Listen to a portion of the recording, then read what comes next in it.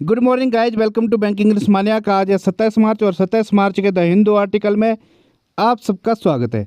तो चलिए बिना किसी देरी के शुरू करते हैं आज का पहला वर्ड। आज का पहला वर्ड है फीजेट। फीजेट मीन्स होता है टू बिहेव और मूव नर्वसली या फिर रेस्टलेसली। जब आप नर्वस के कारण या फिर बेचैनी के कारण हिलते डुलते रहते हो तो उससे बोला जाता है फीजेट। जैसे इधर इमेज में दिख रहा होगा, ये बंदा अपने गर्लफ्रेंड के साथ या किसी लड़की के साथ क्या है, डेट पर है, या फिर ये कोई ऑफिस वाली लेडीज़ है जो या इसकी बॉस है। तो ये उसके हाथ देखो जरा है, ये क्या हो रहे हैं, हिल डुल रहे हैं। ये क्या है, नर्वस के कारण हो रहा है या फिर रेस्टलेस के कारण हो रहा है, जिससे इसके हैंड इधर उधर मूव कर रहे हैं। कुछ बच्चे होते हैं जो एक जगह टिक नहीं पाते हैं, उसको भी बोला जाता है फीजेट। वो भी क्या करते रहते हैं, इधर उधर हिलते रहते हैं। ठीक है, तो फीजेट मीन्स क्या होता है, हिलते रहना। मूव रेस्टलेसली, रिगल, स्क्वर्म, चैफ, बसल, ये इसके सिनोनिम हो जाएंगे। इन सब का मतलब होता है हिलते रहना। जो रिगल है इसका मतलब क्या होता है, तड़पना या इधर उधर घूमना, अपने लिए कुछ इस तरीके से स्पेस रखना जहाँ पे आप हिल डुल सको। जैसे please give me some space to wriggle, कृपया मुझे थोड़ा सा स्पेस दो हिलने डुलने के लिए। ठीक है, रिगल भी होता है। एक और होता है इसी के जैसे jiggle, wiggle, WIGGLE wiggle, JIGGLE jiggle. इन सब का मतलब भी क्या होता है, सेम सेंस देते हैं जो रिगल देता है। जिगल हो गया, विगल हो गया, स्पेलिंग बहुत ही बिल्कुल सिमिलर हैं। इसमें बस आर लग रखा बीच में, बाकी तो फिर वही बन जाता है विगल। WIGGLE विगल, जिगल हो जाता JIGGLE जिगल। एक ऐसे सिमिलर साउंड वाला है जिटर। जिटर में इसमें क्या होता है, कंपन को बोला जाता है JITTER जिटर। क्वेक, क्वेक में इसमें क्या होता है, कंपन होता है। अर्थ क्वेक, फिर आगे अर्थ लग गया तो क्या हो गया, भूकंप, आगे भू लग बन जाएगा वो, अर्थ क्वेक। क्वेक में क्या होता है, कंपन को बोला जाता है QUACK क्वेक।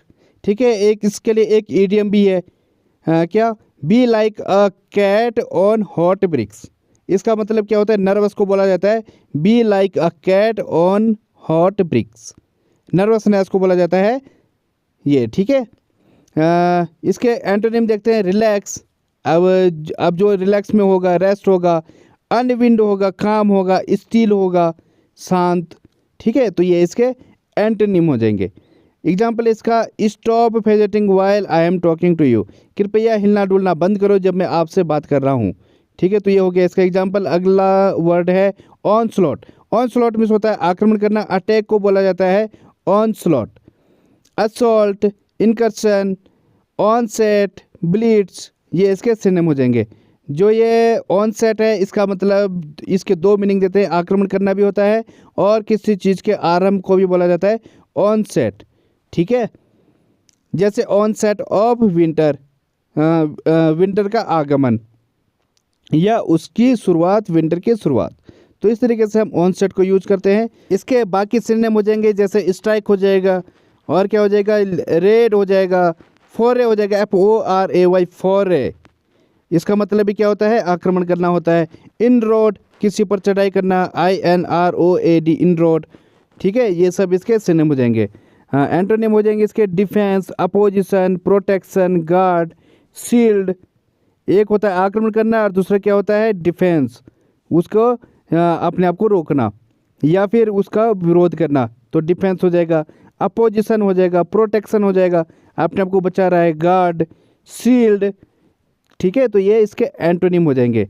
हाँ, एग्जाम्पल इसका, an onslaught on the enemy troops.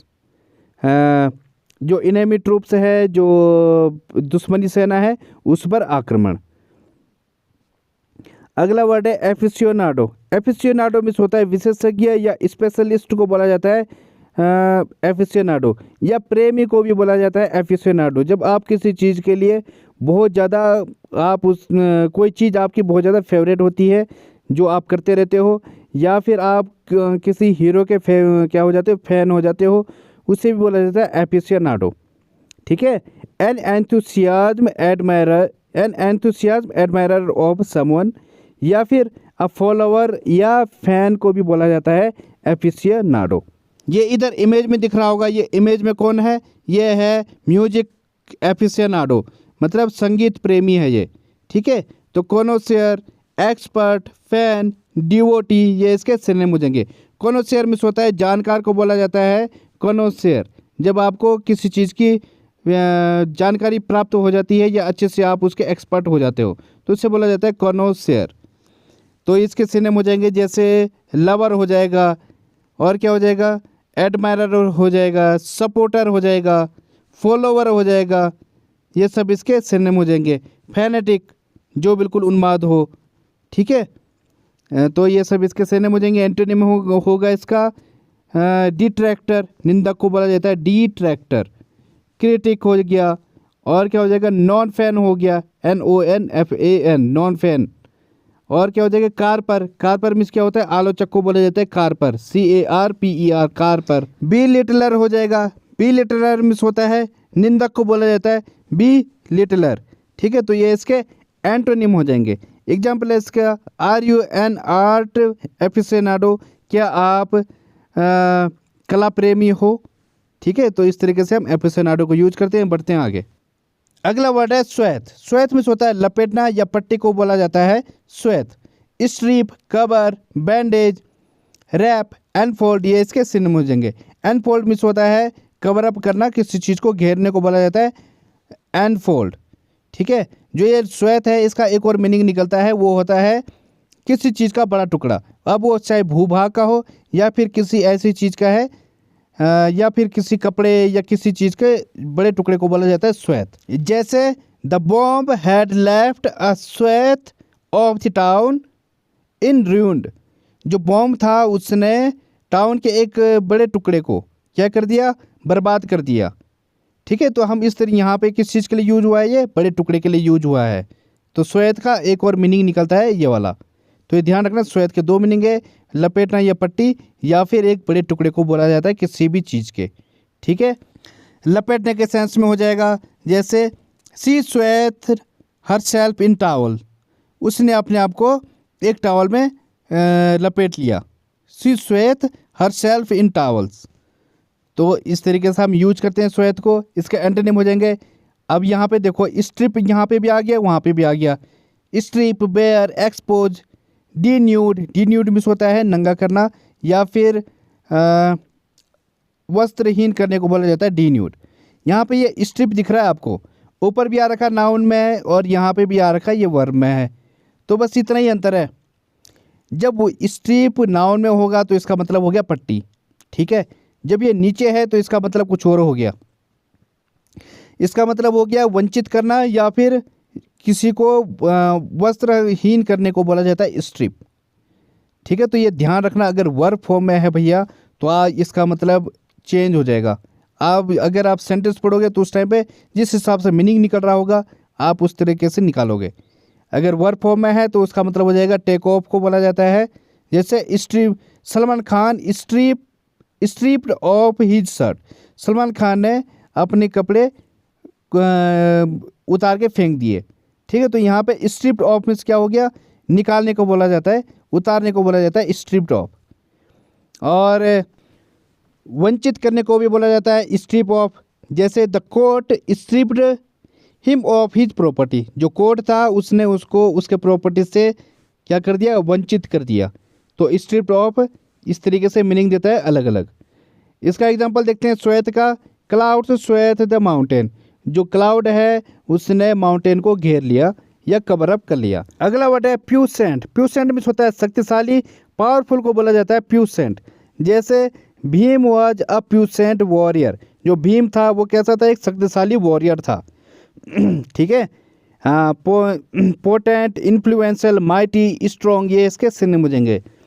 और इसका इंटोनिम हो जाएगा, अगर हम पोटेंट के आगे आई लग गया तो ये क्या हो जाएगा, इम्पोर्टेंट, मतलब पुरुषत्वहीन। एक ऑफेंसिव वर्ड है, इसको बोला जाता है नामर्द या नपुंसक को बोला जाता है इम्पोर्टेंट।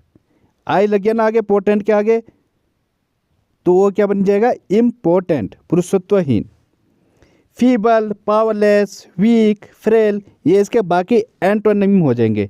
फीबल मीन्स होता है कमज़ोर, पावरलेस जिसके अंदर पावर नहीं है, वीक मीन्स भी कमज़ोर, फ्रेल मीन्स भी क्या होता है, कमज़ोर, दुबले पतले को बोला जाता है फ्रेल। इसका एग्जाम्पल है the young man has a pubescent body. जो यंग मैन था उसके पास क्या थी, एक पावरफुल या शक्तिशाली बॉडी थी। अगला वर्ड है क्वाफ। क्वाफ मीन्स होता है खूब पीना, ड्रिंक को बोला जाता है क्वाफ। टू ड्रिंक हार्टली, जब आप दिल खोलकर पीते हो उसे बोला जाता है क्वाफ। गल्प, इम्बाइब, गजल, स्विग, ये इसके सिनोनिम हो जाएंगे। गजल मीन्स होता है गटकने को बोला जाता है गजल, और स्विग हो गया जब आप घुट घुट करके पीते हो, ठीक है, आवाज़ भी आ रही है घुट की, तो उसे बोला जाता है स्विग। बड़े बड़े घूंट मारना जिससे कि अब बाहर भी आवाज़ आए, उसे बोला जाता है स्विग। तो अब देखते हैं इसके एंटोनिम। एंटोनिम हो जाएंगे अब्सटेन, इजेक्ट, स्टैंड स्टिल। जो इजेक्ट मीन्स होता है इसका मतलब होता है बाहर निकालना। अब्सटेन मीन्स होता है परहेज करना या फिर किसी चीज़ से दूर रहना, अलग रहने को बोला जाता है अब्सटेन। स्टैंड स्टिल हो गया, स्थिर को बोलते हैं, ठहराव को बोलते हैं स्टैंड स्टिल। रेज मीन्स होता है बढ़ाना। एसेंट मीन्स भी क्या होता है, बढ़ने को बोला जाता है एसेंट। अब आप इसके जो एंटोनिम है ये देखकर काफ़ी कंफ्यूज हो गए होंगे, ये क्या एंटोनिम है। तो भैया ये एग्जैक्ट एंटोनिम नहीं है इसके, ये क्या है, नियर बाई है, ठीक है। जैसे जब आप ड्रिंक करते हो उस टाइम पे क्या होता है, आप अंदर को पानी पीते हो, ठीक है, तो वो क्या जाता है, नीचे को जाता है, डाउन जाता है, तो डाउन को भी बोला जाता है पीना, ठीक है। तो डाउन के जगह यहाँ पे एंटोनिम क्या हो गया इसका, रेज, एसेंड। इस तरीके से नियर बाई इसके एंटोनिम बनते हैं। एग्जामिनर जब चाहता है कि एग्ज़ाम को जो है थोड़ा डिफिकल्ट बना जाए तो इस तरीके के वर्ड दे देगा वो, और एंटोनिम इस तरीके से दे देगा कि आप कंफ्यूज हो जाओगे कि भैया ये इसका एंटोनिम होगा भी नहीं होगा। रेज का क्या लेन देना भाई इस बात से, क्वाफ से, पीने से। लेकिन क्या है, आपको ये बहुत ध्यान देने की ज़रूरत है। डाउन मतलब पानी नीचे जा रहा है, क्योंकि आप अंदर को पीते हो ना कोई भी चीज़, तो यहाँ पे रेज क्या हो जाएगा, इसका एंटोनिम हो जाएगा। एसेंड हो जाएगा इसका एंटोनिम। और ये एब्सटेन है, यहाँ पे क्या है, बचना। आप पी रहे हो, मज़े ले रहे हो उसमें, लेकिन एब्सटेन मीन्स क्या हो गया, अपने आप को बचाना उस चीज़ से, तो एब्सटेन हो जाएगा दूर रहना, परहेज करने को बोला जाता है एब्सटेन। तो ये भी इसका एक सिनोनिम हो जाएगा। इजेक्ट मीन्स भी क्या होता है, बाहर निकालना। हाँ, वहाँ आप अंदर डाल रहे हो, को आपको अंदर डाल रहे हो, यहाँ पे क्या है, इसका मतलब बाहर निकाल रहे हो। तो इस तरीके से इसके जो नियर बाय एंटोनिम होते हैं ये काफ़ी डिफ़िकल्ट होते हैं, लेकिन ये इम्पोर्टेंट हैं, आपको इनको ध्यान देने की ज़रूरत है, ठीक है। हाँ, तो बढ़ते हैं आगे। इसका एग्जांपल है they spend the evening quaffing champagne. उन्होंने जो है अपनी जो इवनिंग है वो शैम्पेन पीते हुए बिताई, ठीक है। तो बढ़ते हैं आगे। अगला वर्ड है एरेड। एरेड मीन्स होता है क्रम में रखने को बोला जाता है arrayed. To set out for display or use, या फिर place in orderly or arrangement. जैसे इमेज में दिख रहा होगा, ये क्या है, एक ऑर्डरली तरीके से रखा हुआ है, एक व्यवस्थित तरीके से रखा हुआ है, ठीक है। तो इसे बोला जाता है एरेड, क्रम में रखने को बोला जाता है arrayed. Arrange, assemble, align, line up, show, ये इसके सिनोनिम हो जाएंगे। ये या तो किसी चीज़ को दिखाने के लिए रखा हुआ है या फिर क्या है, यूज के लिए रखा हुआ है। तो इस तरीके से जब हम क्रमबद्ध तरीके से कर रखते हैं किसी चीज़ को तो उसे बोला जाता है arrayed. Order, display, collection, exhibition, formation, ठीक है, प्रेजेंटेशन, ये इसके सिनोनिम हो जाएंगे। तो ध्यान रखना इनके सिनोनिम भी कि सिनोनिम किस तरीके से नियर बाय बन रहे हैं। हाँ, इसका एंटोनिम हो जाएगा आइटम, यूनिट, इंटाइटी, इंडिविजुअल, सिंगल, ये इसके एंटोनिम हो जाएंगे। अब ये देख रहे होंगे आप, ये क्या एंटोनिम बन गए। देखो आज के मैंने जो है जो एंटोनिम है ये आपको समझ तो आ रहा होगा, आप इनके मीनिंग सब जानते हो। इंडिविजुअल मतलब क्या होता है, सिंगल, ठीक है, एक आखी बंदे को बोला जाता है। लेकिन एग्जाम जैसे एग्जाम में आएगा आप कर नहीं पाओगे, आप इसको गलत करोगे, आई एम डैम श्योर। क्योंकि अगर आपने देखा ही नहीं है इसके नियर बाई सिनोनिम नहीं देखे हैं आपने, तो ये ज़रूर गलत करोगे आप, क्योंकि मेरे बहुत बार गलत हो चुके हैं, तो आपके भी डेफिनेट गलत होंगे, ठीक है। तो ये एरेड है, ये क्रम में रखा हुआ है, और यहाँ पे क्या है, item, unity, entity, individual, single, ये दिखा रहा है एंटोनिम। तो भैया यहाँ पे देखो ये असेंबल है। जब आप बहुत सारी चीज़ों को असेंबल करते हो और उनको लाइन अप करते हो तो असेंबल क्या है, बहुत सारी चीज़ों का कलेक्शन है। तो कलेक्शन क्या है, कलेक्शन भी क्या है, इसका सिनोनिम है, ये ध्यान रखना। तो यहाँ पे आइटम क्या हो जाएगा, कलेक्शन है, तो सिंगल यूनिट है अगर कोई, तो वहाँ पे तो कलेक्शन है, यहाँ पे सिंगल यूनिट है, तो ये सिंगल यूनिट क्या हो जाएगा, इसका एंटोनिम हो जाएगा। इंडिविजुअल है, ये इसका एंटोनिम हो जाएगा। सिंगल है, इसका एंटोनिम हो जाएगा। वहाँ पे क्या था, फॉर्मेशन था, किसी चीज़ का फॉर्मेशन हो रहा है, बहुत सारी चीज़ों को मिलाकर बनाया जा रहा है, तो फॉर्मेशन हो गया इसका सिनोनिम। और यहाँ पे क्या हो जाएगा, जो इंडिविजुअल है, सिंगल है, ये इसका क्या हो जाएगा, एंटोनिम हो जाएगा। तो इस तरीके से आपको ध्यान रखने की ज़रूरत है कि कैसे ये इसके सिनोनिम बन रहे हैं, एंटोनिम बन रहे हैं। ये सबसे डिफ़िकल्ट होते हैं, जब आपको मीनिंग तो आता है लेकिन जब वो डिफ़िकल्ट बहुत ही कन्फ्यूजन वाले होते हैं तो ये बहुत मुश्किल होता है और ज़्यादातर मिस्टेक यहीं से आती है। ठीक है, तो देखते हैं इसका एग्जाम्पल है the general arid his troops. जो जनरल था उसने अपने ट्रूप्स को लाइनअप में रखा। ठीक है, तो देखते हैं अगला वर्ड है रैशनले। रैशनले मीन्स होता है तर्क, रीजनिंग को बोला जाता है रैशनले। एक और होता है रैशनल, वो होता है एडजेक्टिव। वैसे नाउन भी होता है, बुद्धिमान को बोला जाता है रैशनल, लेकिन वो तर्क संगत वाली बात करें तो वो क्या हो जाएगा, एडजेक्टिव। ठीक है, तर्क संगत को बोला जाता है रैशनल। बस ई हटा देना यहाँ से, ये क्या है, रैशनल है। यहाँ पे क्या है, रीजनिंग हो गया, प्रिंसिपल हो गया, हाइपोथेसिस, लॉजिक, सेंस को बोला जाता है रैशनल है। हाइपोथेसिस में होता है अनुमान, प्रिंसिपल, लॉजिक, सेंस, ये आप जानते हो। तो ये सब देखकर आप समझ गए होंगे कि रैशनल मिस क्या होता है। ठीक है, मैं आपके सामने एक एग्जांपल रखता हूँ। जापान में क्या है, एटॉमिक बम गिराए गए, तो what was the rational behind that. उसके पीछे क्या तर्क था, उसके पीछे क्या थ्योरी थी, क्या फिलोसफी थी, क्या लॉजिक था। ठीक है, तो ये सब ये जो जब इस तरीके के जब तर्क सामने आते हैं तो इससे बोला जाता है रैशनल। ठीक है, तो ये इसके सिनोनिम हो गया। अब इसके एंटोनिम देखते हैं। एंटोनिम हो जाएंगे इसके अनइंटेलिजेंट, इरेशनल। अब रैशनल की जगह IRR लगा दो तो इरेशनल हो जाएगा। ठीक है, इरेशनल। और क्या हो जाएगा, अनरीजनेबल हो जाएगा, इडियोटिक हो जाएगा, इनसेन हो जाएगा। ये सब इसके एंटोनिम हो जाएंगे। इनसेन मिस होता है पागलपन या बेवकूफ़ीपन को बोला जाता है इनसेन। एग्जाम्पल है इसका, what is the rational behind these new exams. जो नए एग्जाम हो रहे हैं इसके पीछे क्या तर्काधार है, इसके पीछे क्या तर्क है, इसके पीछे क्या बैकग्राउंड है, क्या थ्योरी है। ठीक है, तो ये सब इसके सिनोनिम हो जाएंगे। अगला वर्ड है रू मिस होता है पछताना, रिग्रेट को बोला जाता है रू। रिमोर्स, रीपेंट, लेमेंट, डेप्लोर, मोर्न, ये सब इसके सिनोनिम हो जाएंगे। ठीक है, तो इसके सिनोनिम हो जाएंगे जैसे ग्रीव हो जाएगा, बी मोर्न हो जाएगा, और क्या हो जाएगा, be sorry for, weep over, किसी के ऊपर रोने को बोला जाता है weep over, sorrow for, bewail हो जाएगा। बी वेल मीन्स भी क्या होता है, दुख को बोला जाता है be well, BEWAIL, be well. एक और ईडियम होती है जो मुझे याद आ रही है, क्या, किक यूर सेल्फ फॉर। जब आप अपने आप को इतना ज़्यादा कोसते हो कि खुद के ही लात मार रहे हो, मतलब क्या, किक यूर सेल्फ फॉर। तो ये भी इसका एक ईडियम है, अच्छी ईडियम है। तो देखते हैं इसके एंटोनिम में हो जाएंगे इसके रैलिस, रिमोर्सनेस, इंजॉय, सेवर मिस होता है आनंद लेना, डिलाइट मिस होता है खुशी को बोला जाता है डिलाइट। रैलिस मिस भी क्या होता है, आनंद लेना। रिमोर्सनेस मिस होता है जो बिल्कुल पछतावा ना करे, रिमोर्स मिस होता है पछतावा करना। अब पीछे लग गया रिमोर्सलेसनेस, मतलब जिसके अंदर कोई पछतावा नहीं है, रिमोर्सलेस। ठीक है, तो ये हो गया इसका एंटोनिम, रिमोर्सलेसनेस। ये नेस लग गया, मतलब नाउन फॉर्म है। ठीक है, रिमोर्सलेसनेस। इसका एग्जांपल है, she will rue the day she bought that house. वो उस दिन के लिए पछताएगी जिस दिन उसने वो घर खरीदा।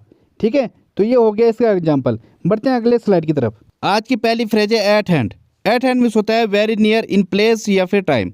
जब कोई चीज़ आपके काफ़ी नज़दीक हो, वो फिर या तो इवेंट है या फिर किसी फिजिकल थिंग की बात कर रहे हो। जैसे कि कोई पेन आपके नज़दीक है तो आप बोलोगे this pen is at hand, ये पेन जो है मेरे नज़दीक है। आप दैट का प्रयोग भी नहीं कर सकते क्योंकि दैट का मतलब होता है थोड़ा दूर है वो। ठीक है, तो वो क्या है, काफ़ी नज़दीक है, तो हम लिखेंगे दिस। ठीक है, this pen is at hand. या फिर आप जब कभी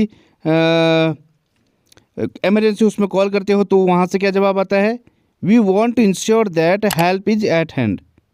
हम लोग आपको वो भरोसा देना चाहते हैं, इंश्योर करना चाहते हैं कि जो हेल्प है वो नज़दीक है।